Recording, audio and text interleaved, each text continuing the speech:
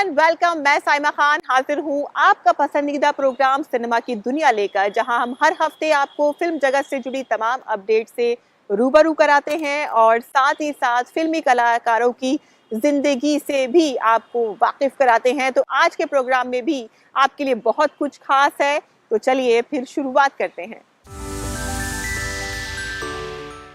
जिस तरह से एक फिल्म की कहानी में हीरो का होना बहुत जरूरी होता है, ठीक उसी तरह से फिल्म की कहानी के लिए विलन भी बहुत जरूरी होता है।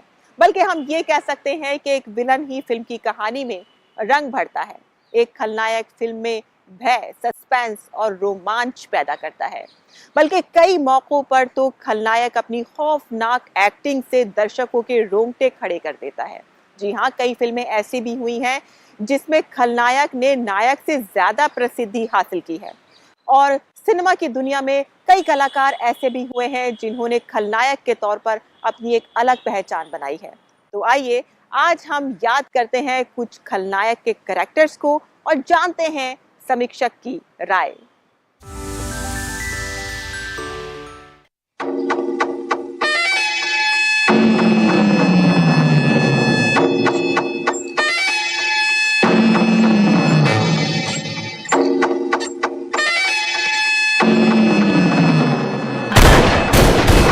अब ठीक है। अपना उसूल कहता है हर गलती की सजा मौत है, सिर्फ मौत। मोगेम्बो खुश हुआ। खलनायक हिंदी सिनेमा की मुख्य धारा में एक ऐसा कैरेक्टर है जिसने अपनी क्रूरता, दुष्टता, चालाकी, धोखेबाजी और धूर्तता से फिल्म में नायक को खड़ा किया।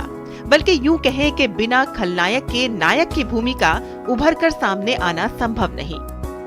खलनायक के किरदार में अपनी पहचान बनाने वाले कलाकारों की बात करें तो फिल्म शोले का खलनायक गब्बर का किरदार जहन में आ जाता है, जिसे अमजद खान ने अपनी बेहतरीन अदाकारी से यादगार बना दिया। यहाँ से 50-50 कोस दूर गांव, जब बच्चा रात को रोता है तो माँ कहती है बेटे सो जा नहीं तो गब्बर सिंह आ जाएगा। अमजद खान ने तकरीबन 30 साल से ज्यादा समय इंडस्ट्री में गुजारा और इस दौरान की गई सभी फिल्मों में उन्होंने अधिकतर विलन की भूमिका निभाई।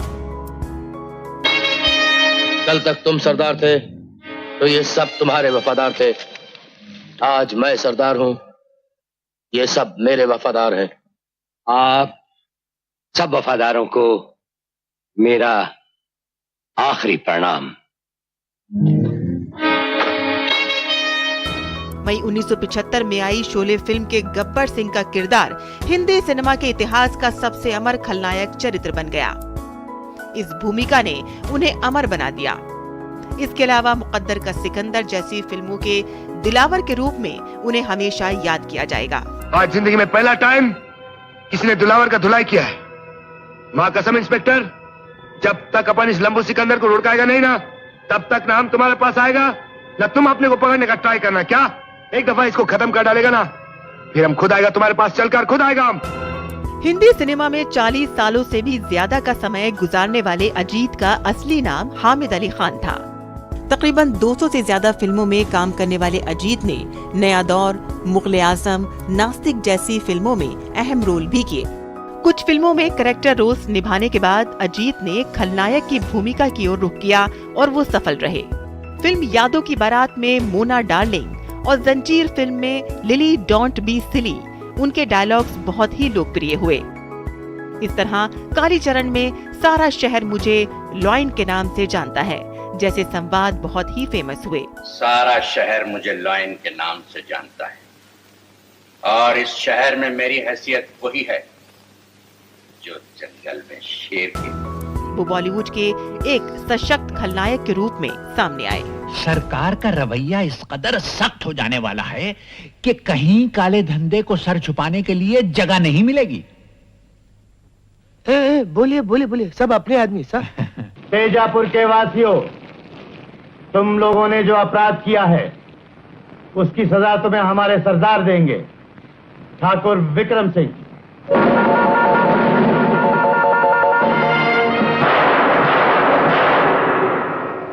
पेशे से प्रोफेसर रहे और सिविल इंजीनियरिंग की पढ़ाई करने वाले कादर खान ने अपनी फिल्मी पारी भले ही देर से शुरू की, लेकिन वो जल्द ही बॉलीवुड में कई क्षेत्रों में अपनी प्रतिभा का लोहा मनवाते नजर आए।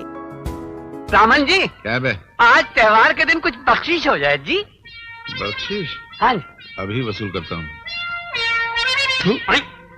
तुम भी यार थूक में भजिया तलने चले आए हो।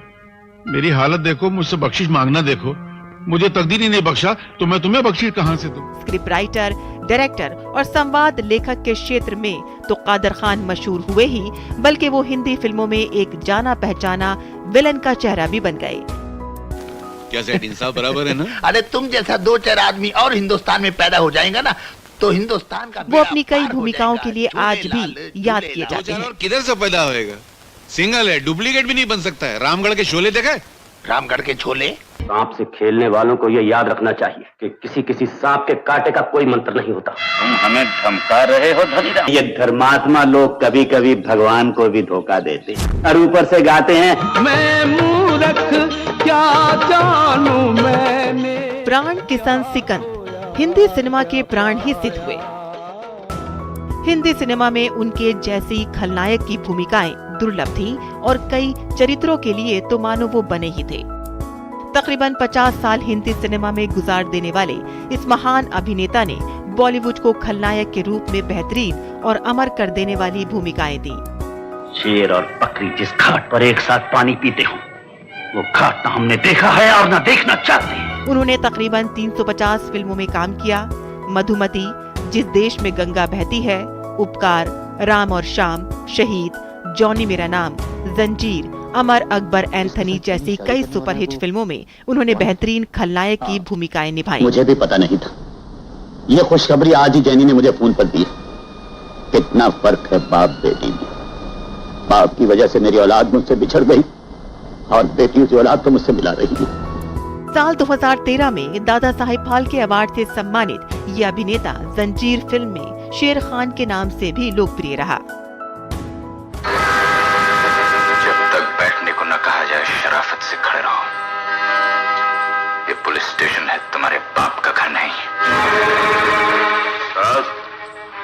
आज तक शेर खान से किसी ने इतनी बड़ी बात नहीं कही कि तुम नहीं, तुम्हारी वर्दी, तुम्हारी कुर्सी बोल रही है। बॉलीवुड में तकरीबन 50 साल गुजार चुके प्रेम चोपड़ा आज भी हिंदी सिनेमा में खलनायक चरित्र का पर्याय बने हुए हैं।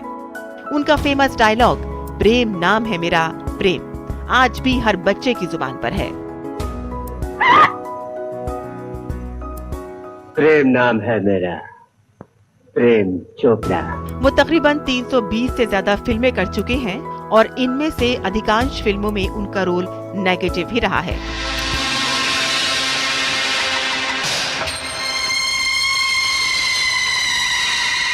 इस इलाके में सारे बदमाशों का एक ही बाप है, नागेश्वर। अमरीश पुरी आज बॉलीवुड में नहीं है, लेकिन हिंदी सिनेमा में उनके जैसा चरित्र अभिनेता और विलन मिलना गौरव की बात रही है। खलनायक की भूमिका में तो वो लंबे समय तक अपने किरदारों के लिए जाने गए। शेखर कपूर की फिल्म मिस्टर इंडिया में मुगैम्बो की भूमिका हिंदी सिनेमा में खलनायक के तौर पर उनके चरित्र को अमर बना गई। इस फिल्म में उनके द्वारा बोला गया संवाद मुगैम्बो खुश हुआ आज हिंदी फिल्म के बेहतरीन संवादों में से एक है।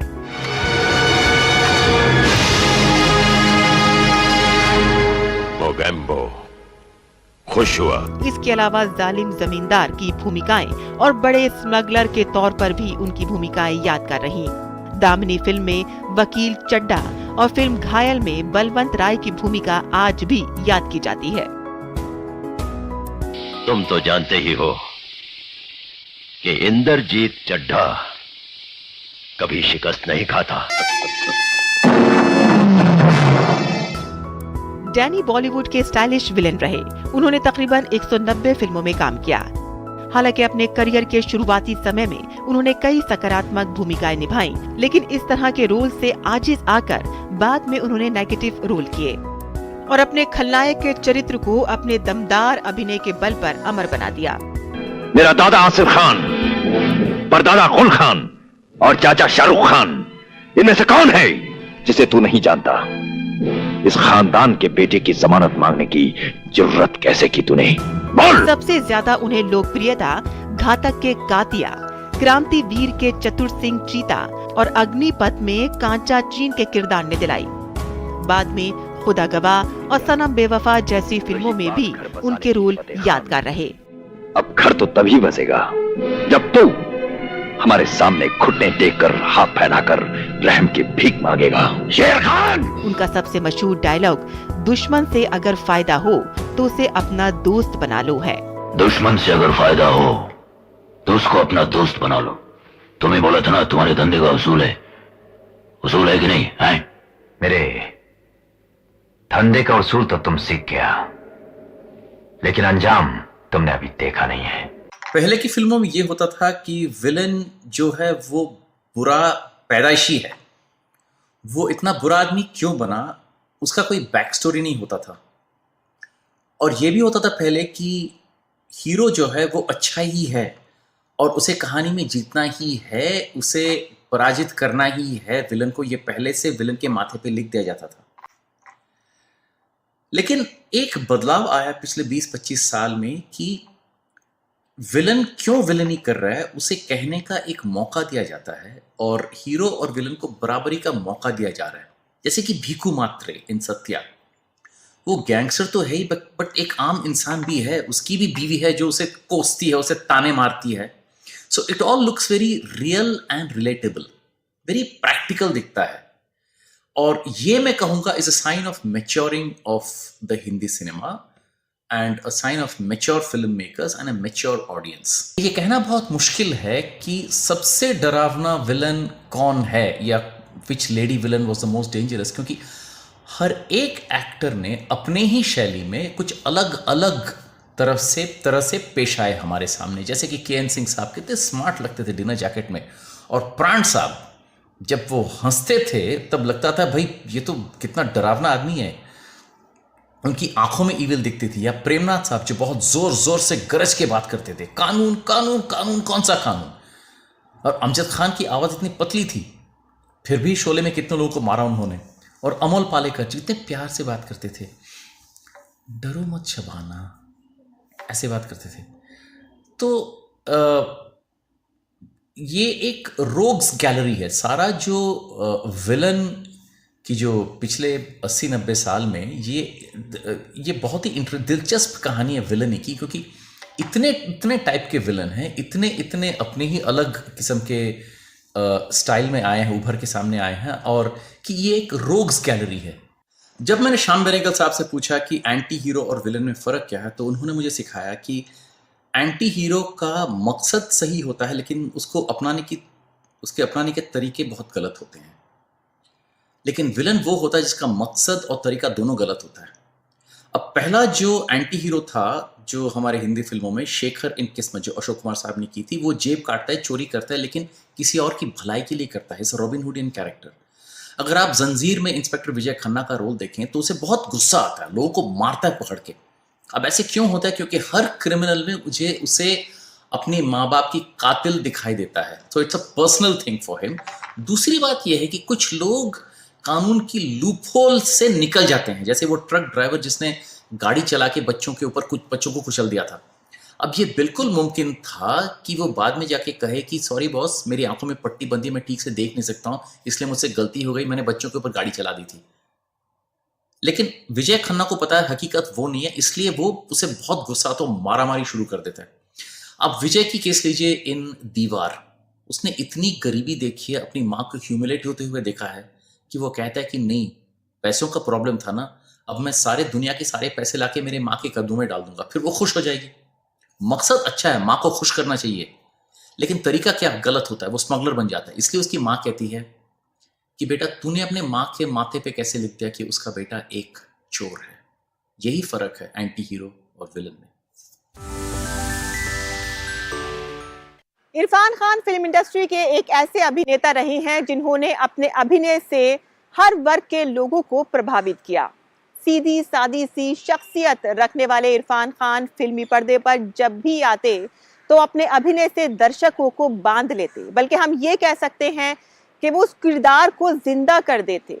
इरफान खान, जिन्होंने अपनी पहली ही फिल्म स्लमडॉग मिलियनेयर से अपने अभिनय की एक अलग पहचान बना ली थी और उसके बाद film Haasil, Haider, life in a metro और उनकी आखिरी फिल्म हिंदी मीडियम तक उनकी अदाकारी का ये सिलसिला चलता रहा। और बॉलीवुड ही नहीं, उन्होंने हॉलीवुड में भी अपनी अदाकारी की पहचान बनाई, जहां उन्होंने स्पाइडरमैन और जुरासिक वर्ल्ड जैसी ब्लॉकबस्टर फिल्मों में उन्होंने काम किया। उनके इसी योगदान की वजह से उन्हें पद्मश्री से सम्मानित किया गया। तो आइए नजर डालते हैं इरफान खान के फिल्मी सफर पर। 28 बरियर 7 वानिया गड्ढा पार करके साला नेशनल चैंपियन बने, कौन ने पूछा? ये 3 स्टेट की पुलिस को चकमा देके ये किडनैपिंग कर ली तो पूरा देश से पान सिंह नाम होगा। इरफान खान, जिनकी सिल्वर स्क्रीन पर मौजूदगी ही सबको उनके अभिनय को गौर से देखने पर मजबूर कर देती थी। इरफान यानी वो अदाकार जो आंखों से सब कुछ बयां कर देते थे और जब बोलते थे तो देखने वालों के जहन पर पूरा किरदार छप जाता था। जब खबर आई कि इरफान अब इस दुनिया में नहीं रहे तो सभी के जहन में उनके अभिनय का ग्राफ सामने आ गया। गौरतलब है कि चंद्रकांता सीरियल तो सभी ने देखा था। इरफान की बोलती आंखों को भी सबसे पहले छोटी स्क्रीन पर देखा गया। तेरी बातों से मक्कारी की बू आती है क्रोध से। मेरा बस अगर चले तो मैं तुझे तोप के दहाने से बांध कर उड़ा दूं। वो अपनी अदाकारी के जरिए सभी का ध्यान खींचने में सफल रहे। तूने अपनी मक्कारी का जाल फैलाकर जाबाज को आजाद करवाया ताकि मैं महाराज की नजरों में गिर जाऊं। इसके बाद इरफान सही मायनों में तब नजर में आए जब मकबूल जैसी कामयाब फिल्म में उन्होंने एक मजबूत किरदार निभाया। फिल्म इंग्लिश मीडियम में उन्होंने सभी को इम्प्रेस किया। इस फिल्म में वो एक अलग ही अंदाज में नजर आए। लेकिन इन सब से पहले हासिल और आपको सीधे इस वक्त कर्नाटक के बेल्लारी ले चलते हैं, जहां